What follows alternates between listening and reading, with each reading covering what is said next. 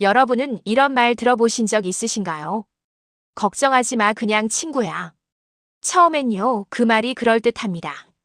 믿고 싶습니다. 그 친구가 하루 이틀이 아니라 한 달, 두 달 계속 반복된다면요. 그때부터는 사랑이 아니라 불안이 됩니다. 오늘 이야기는 친구라는 단어 하나가 한 여자의 일상을 어떻게 바꿔놓았는지, 그리고 결국 어떤 선택으로 이어졌는지에 대한 이야기입니다. 혜정은 평범한 아내였습니다. 아이 학교 보내고, 장 보고, 저녁 준비하고, 남편 퇴근 기다리는 우리 주변에서 흔히 볼 수 있는 사람이었죠.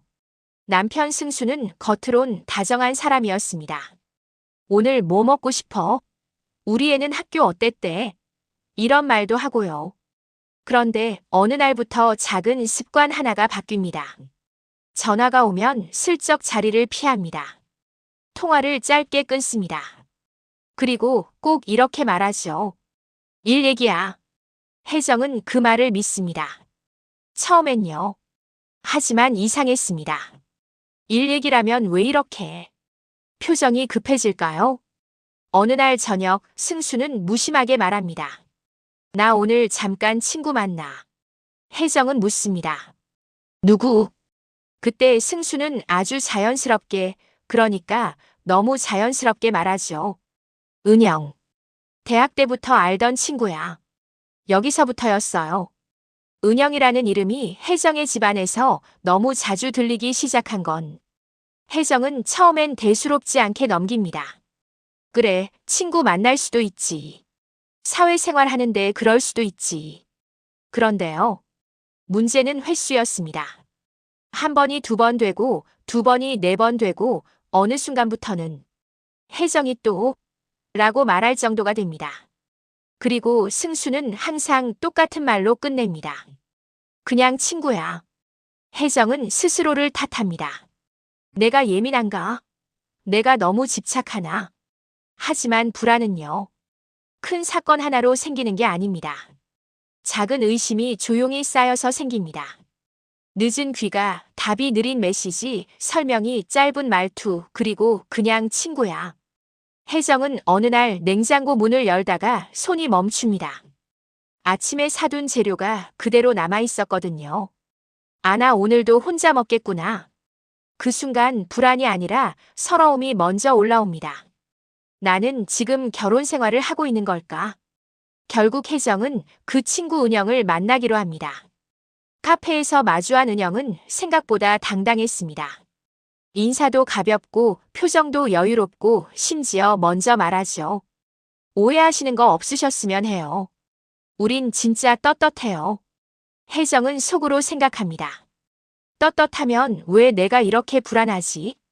혜정은 조심스럽게 말합니다. 제 남편과 자주 만나시더라고요.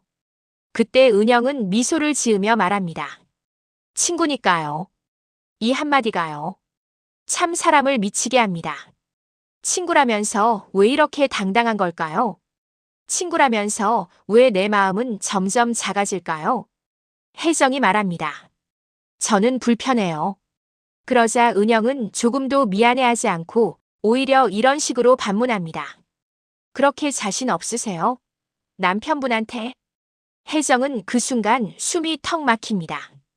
불편하다고 말했을 뿐인데 내가 부족한 사람이 된 기분. 혜정은 집에 와서 승수에게 말합니다. 나 오늘 은영 씨 만났어. 나 진짜 힘들어. 승수는 순간 얼굴이 굳습니다. 그리고는요. 사과를 할 것 같았죠. 하지만 승수는 이렇게 말합니다. 당신이 너무 오해하는 거야. 그 사람은 그냥 내 친구야. 혜정은 묻습니다. 그럼 나는 당신한테 뭐야? 승수는 대답을 피합니다. 대신 다른 말로 넘어가죠. 아, 됐고 피곤하다. 내일 얘기해. 여러분, 여기서부터가 정말 무섭습니다. 사람은요. 확실한 배신보다 대화가 사라지는 순간에 더 크게 무너집니다. 혜정은 스스로에게 묻습니다. 친구면 왜 숨기지? 친구면 왜 말이 매번 바뀌지? 혜정은 어느 날 우연히 승수의 전화를 보게 됩니다. 짧게 뜨는 알림. 사라지는 메시지. 내용은 길지 않았습니다. 오늘은 될까? 딱 그 한 줄이었습니다. 혜정은 그 한 줄을 보고도 확신할 수 없습니다. 하지만요. 확신이 없어도 사람 마음은 이미 상처를 받습니다. 며칠 뒤 혜정에게 전화가 옵니다. 은영입니다. 혜정 씨, 우리 다시 한번 얘기해요. 혜정은 망설입니다. 하지만 결국 나갑니다. 그리고 은영은 말합니다.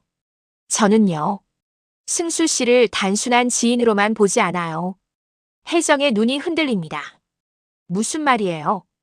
은영은 아주 느리게, 아주 확신에 찬 표정으로 말합니다. 승수 씨도 저를 그냥 친구로만 생각하진 않아요. 혜정은 그 순간 머리가 하얘집니다. 그런데 이상하죠? 혜정이 충격을 받는 건 은영의 고백 때문만이 아닙니다. 이 여자가 이렇게 말해도 내 남편은 나를 지켜줄까? 그 두려움 때문입니다. 혜정은 바로 승수에게 전화합니다. 당신 은영 씨가 나한테 뭐라고 했는지 알아? 승수는 한숨을 쉽니다. 또 시작이야? 당신이 자꾸 그러니까 일이 커지는 거야. 여러분, 이때 혜정은 깨닫습니다.